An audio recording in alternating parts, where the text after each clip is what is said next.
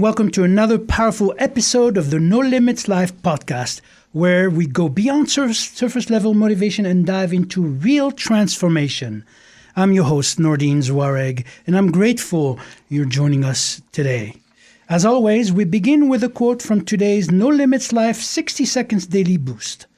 True greatness is not measured by what you've conquered, but what you've uplifted. The highest impact is made not through power, but through purpose.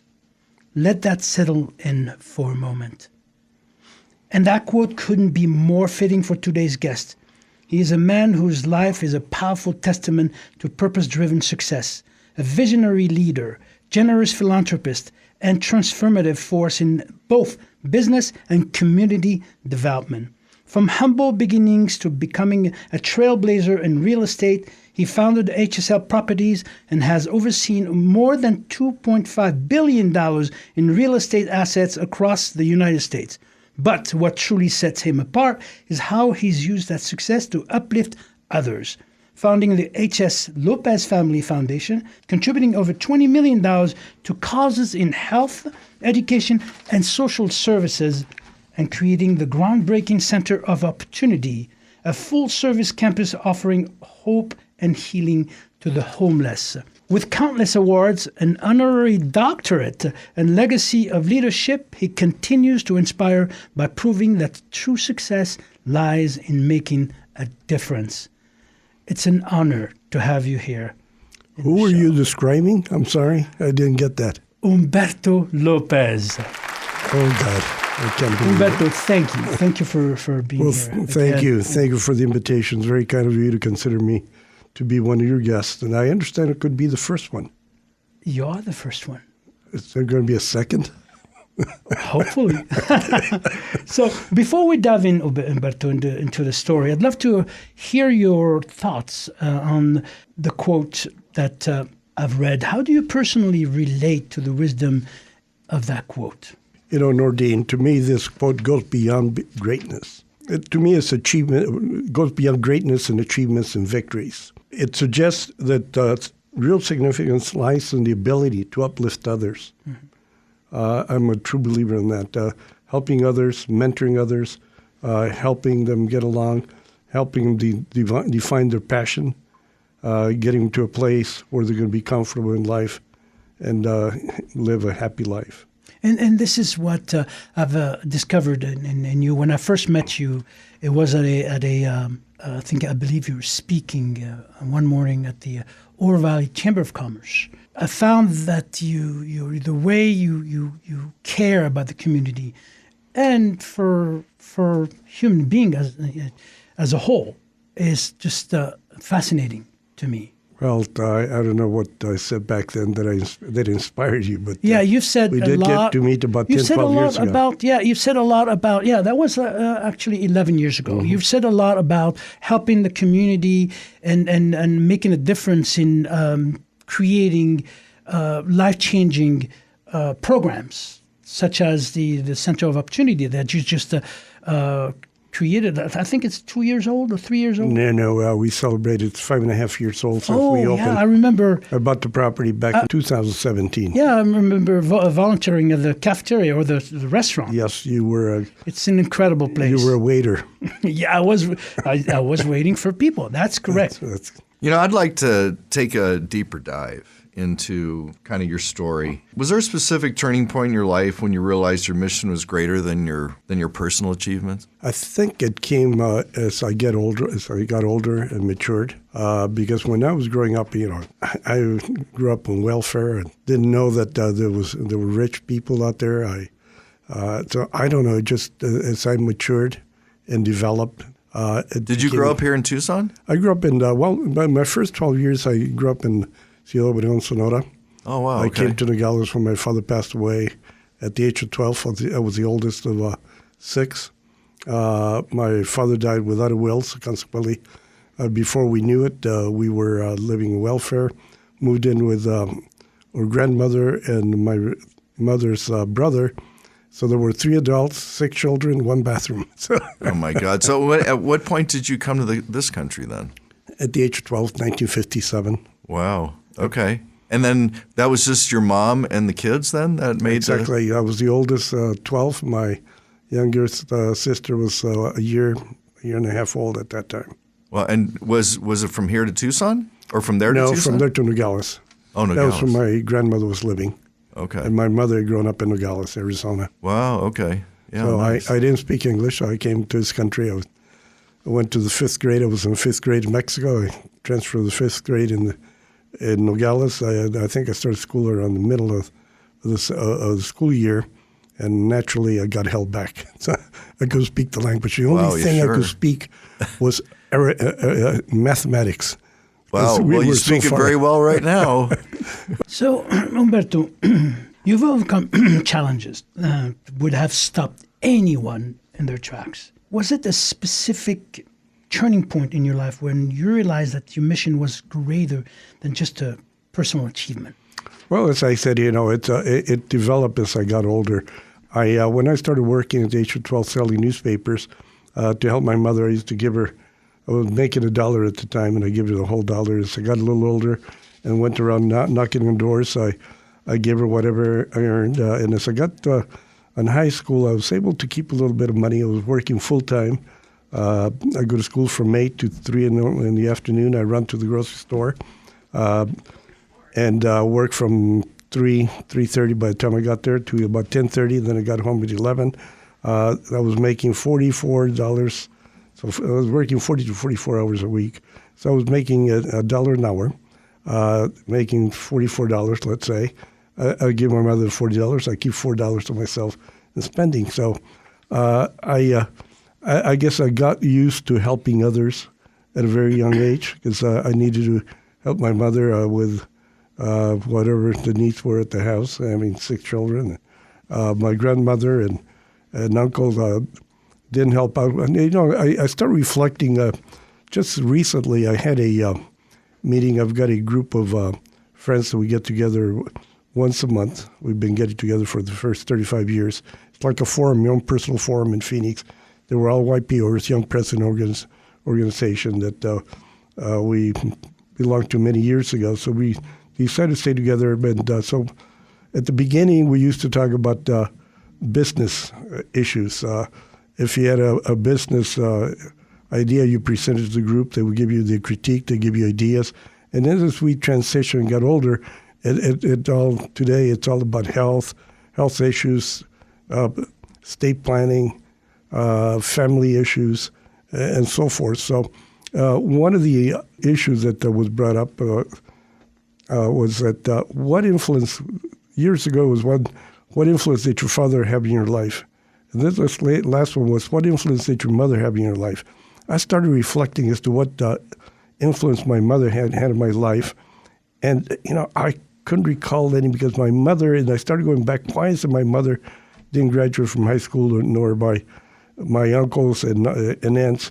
And it turns out that their father passed away also at a very young age, and it was during the Depression. So they all had to go to work. So none of them ever had any high school. I was the first one in the family that graduated from high school. So my mother, the influence, which is good, being a good mother, taking care of the children, because she couldn't really guide me as to going to college, going and finishing school. So I pretty much brought it upon myself. And it all happened one time when she was on the line back in those days. They used to give you the food stamps. Instead of giving you food stamps, you used to go out and get your groceries, and we walk out with boxes of groceries. Same thing. We ate month after month of the same groceries. It came to a point that I don't eat any of that food we're eating. So what kind of food can you not stand to eat anymore because of that? Well, it comes in a little can. Spam, for instance. Oh, my God, spam. Yeah, I could see. That get old pretty fast. So my mother's standing there in line, and since she had grown up in Nogales and she was working one of the, back then it was Crest, and I guess she knew, she was, at that time the community had to be very small because when I got there, I think the population was about 10,000. So when she grew up, it must have been a lot smaller. So she knew people there, and she was embarrassed that all of a sudden she comes back from Mexico. In Mexico, we were middle class. My father was a farmer, agriculture. We were doing very well, had a very nice house, new cars, had a little ranch. I remember having a horse, and then all of a sudden, we find ourselves without any, without anything. So my mother's standing there. She has her head bowed down, embarrassed, thinking that somebody might recognize her. And I'm holding her hand. And I told her, Mom, one day I'm going to take care of you. And I did. That's awesome.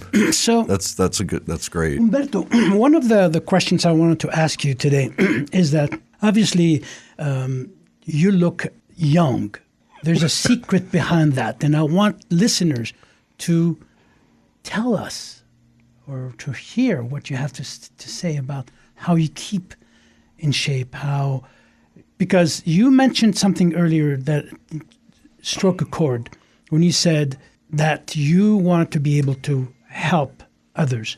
It can't be possible without helping yourself, without doing the things that you need to be doing in order to help others. What are those things? Well, you cannot do anything about genes. I happen to have good genes. But, unfortunately, my mother did not have good genes, and my father did not have good genes.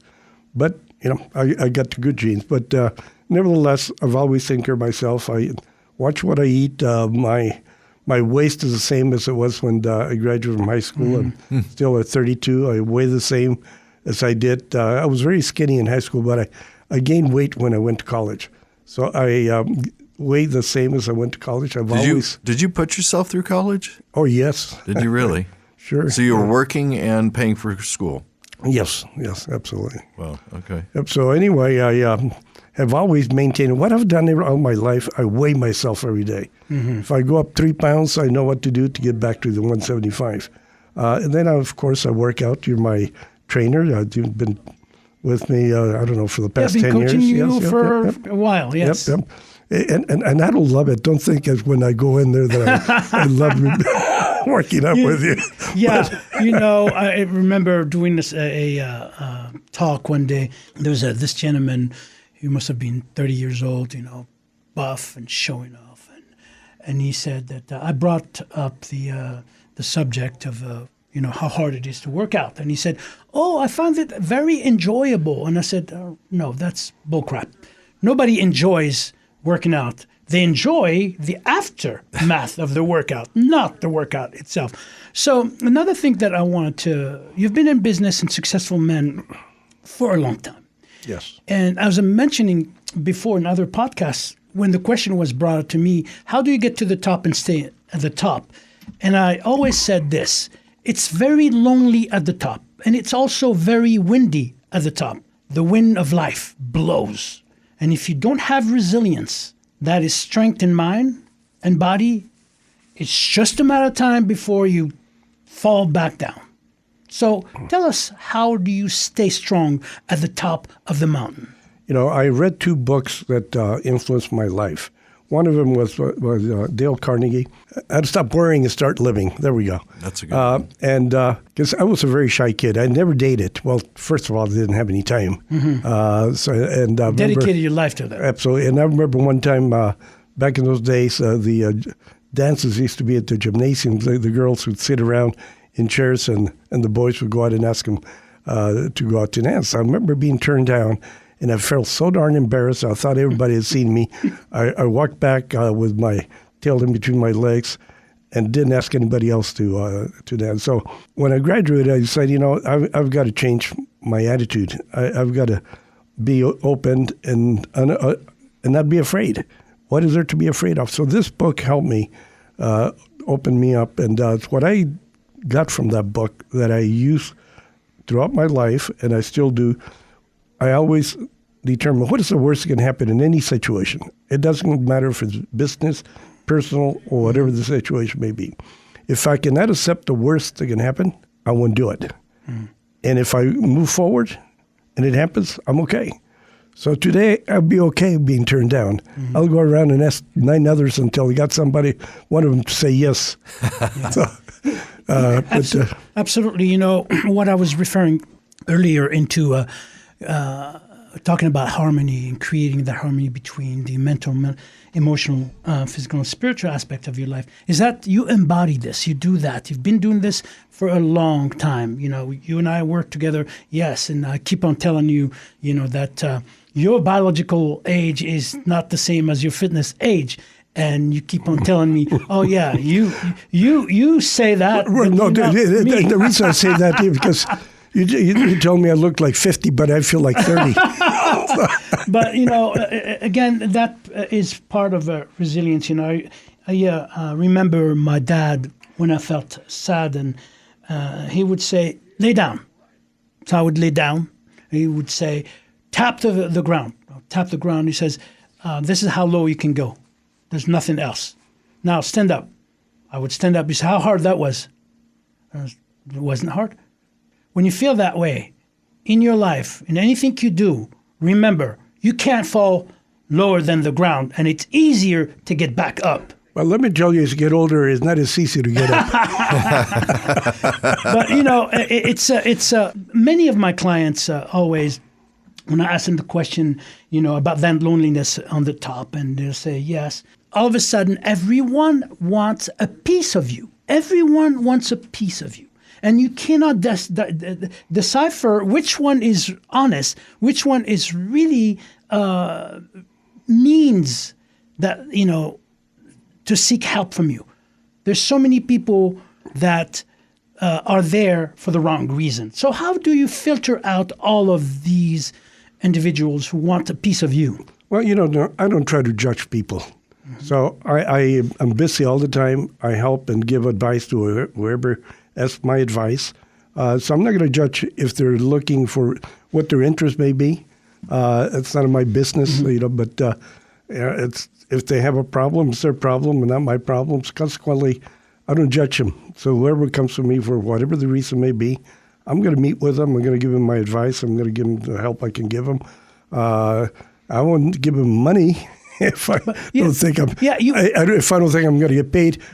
And if I do give money and it's a friend that's asking me for a favor, they consider a loan, but to me it's already a gift. Mm-hmm. They can't pay me. That's fine. I'm not going to bother them. I'm not going to be. I love this about you, not judging people, but you are a good judge of character, though. Well, yes, but even though I'm a good judge of character, I am not going to embarrass anybody by putting them down and saying, you know what, I don't like your behavior. I don't like what you stand for. It's their own business. So The very fact that you have built this center of opportunity where I have the opportunity to mm-hmm. serve there, when I go there and I see all these people that are being helped, without that center, without the people that are working there, on a daily basis, it wouldn't be possible, so you're giving so much out there, and I believe that you're thinking of creating other center of opportunities elsewhere. So tell me about what is that passion that you have deep within you that allows you to do such a thing? Well, I've been a giver all my life, and let me tell you, every time I give $1, my net worth has gone up a couple of dollars, so I get a payback all the time. Life gives to the givers and takes from the takers. Yeah, there we go. Mm-hmm. My wife and I have pledged we're going to give all our money away. It's going to go to the foundation. Mm-hmm. The foundation will continue for many, many generations, hopefully. It's a lot of money is going to be given. And during my life, I'm doing the best to be able to give and get I get a great benefit, inner benefit. When I give money away, I feel very good helping others. The center of opportunity goes back to the fact that I've been giving forever. And what happened there is that many years ago, I was in Phoenix and had an opportunity to go visit. It was called Central Arizona Social Services.